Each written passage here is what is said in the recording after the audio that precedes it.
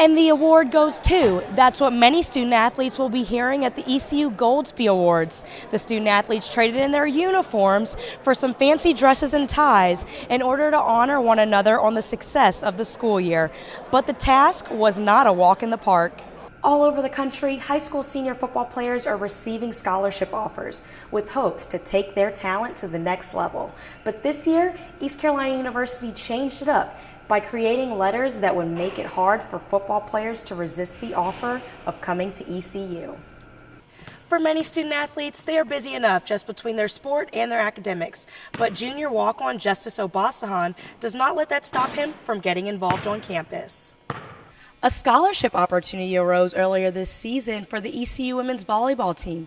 The coaching staff felt that senior Megan Williams was most deserving of this scholarship after 3 years of hard work and dedication. The way she received the scholarship was almost as rewarding as the scholarship itself. When ECU Athletics decided to add a women's lacrosse team in spring of 2016, it was not going to be a walk in the park. It was going to require a year of planning and a year of scheduling and recruiting. But now the season is right around the corner. Head coach Amanda Barnes talks about how the process was different but required a lot of patience. The East Carolina baseball team is hosting the Greenville Regional. The last time the baseball team hosted a regional game was in 2009. Little did we know, in the stands was a young Bryant Packard. In honor of the giving holiday season, the ECU Student Athletic Advisory Committee brought smiles to the youth of Pitt County. They came together to give gifts to children. The turning point of the season where the players started to see all their hard work paying off and started to see everyone meshing on the field was on September 17th. The Pirates took on number 5 ranked team in the nation, University of Virginia. The game resulted in a double overtime draw. Williams has been named the American's Rookie of the Week 4 times this season. He is the first rookie in school history to score more than 63s in a season. He hopes his success throughout the coming years will help his team in the future. Today marks the 32nd annual Women in Sports Day. The female athletes of ECU SAC came together to put on an event for girls from the local Boys and Girls Club. They allowed these young girls to participate in games and activities with them prior to the ECU women's basketball game. The East Carolina baseball team hosted their 14th annual Keith LeClair Classic. Now this isn't just a regular classic. Behind the name is a story that past, present, and future Pirate players will hang on to forever. Keith LeClair was the former ECU baseball coach, running the program from 1997 through 2002 until he was forced to resign after being diagnosed with ALS. He is the second winningest coach in ECU history. LeClair had high hopes for the team, but always seemed to come up short. The closest the Pirates got to Omaha was the Super Regional in 2001. When it hurts, you know you're doing the right things in the program. And, this may be a setback, but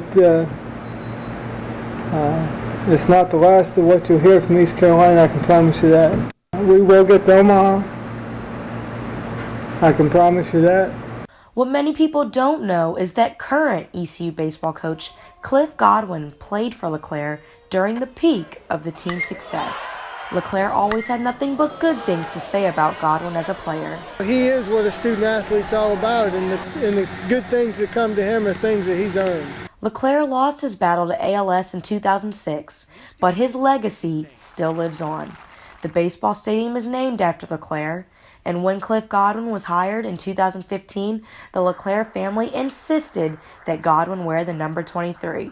23 was LeClair's number as a player and as a coach. Godwin was honored but surprised at the same time. Well, I was taken off guard, and I still remember exactly where I was. I was at Southern Wayne High School watching the American Legion game when Lynn called me, and she asked me, had I ever thought about wearing the number 23, and I said no. I had planned on wearing 16 because that was the number I wore here in college, and she said, well, I think Keith would want you to wear it. But before Godwin accepted the offer, he had a request. I said, well, if Coach LeClair wants me to wear it, then I'll wear it, but under one condition. Once we get to Omaha, then we'll retire his number and put it up on the outfield wall.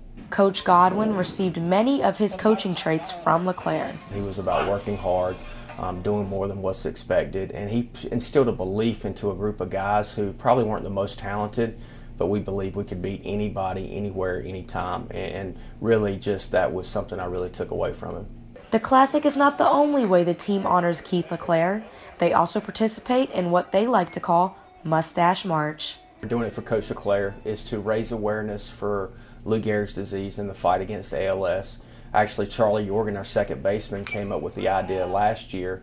So we have a website on the ALS website, and if you go to it, you can donate money, and it's like a $1 difference, where as much money as we could raise, we would love to do that. So last year I think we raised around $4,600, and this year we're hoping to raise $5,000. The tournament kicked off with Keith LeClair's daughter Audrey throwing the first pitch. Our gap year and preparing for the season to kick off this year in 2018 was different. It was unique from a coach's perspective because we didn't have a team to coach. So a lot of it was in preparation for the team, getting some things in place, getting some systems in place organizationally. There's also a lot of recruiting, a lot of waiting patiently, sometimes not so patiently, for the team to arrive. Barnes is glad that she finally gets to coach and gets to know her players on a more personal level. It's just been great to have players back on campus, and as a coach to actually get to coach. And I think my favorite part about this fall so far has been getting to know our team. You work through the recruiting process to get to know players and their families as well as possible, but you don't really know a student athlete until they're here and they're being challenged and they're learning and they're growing. So I think that that's been probably my favorite part of our fall so far, is to get to know our players as people and as athletes on the field. The players are enjoying being a part of the first ever ECU women's lacrosse team. It's an incredible opportunity to be part of the first ever women's lacrosse team here at ECU. We're building the foundation here, and we're trailblazers for the program, so it's really exciting to be able to start it and work forward and see what the future holds for us. For the first season, Barnes wants the players to focus on working hard and building that competitive edge. For this season, for our players, I want to see them get better. Get better every practice, get better every game, and I want to see them compete, work hard. We talk about selling out and going as hard as you can each rep that you get, and I think that if we can learn that in these first years, we're really going to set ourselves up for something special. The players hope to gain a lot from this season. I hope to get more experience out of this first season. Obviously we're a new program, but I definitely think we can surprise some people and come out strong, and I know we're definitely underestimated as a new program, but I definitely think we can get some sneaky wins in there. The players are also ready to prove that they can compete at the next level. I hope that no one underestimates us because we're ready to compete at a high level. Barnes hopes to build a platform the first year that will carry on to the future. As a coach, I want to see that we've built a foundation of a team that works hard, that competes hard, that's scrappy, that's gritty, that trusts each other.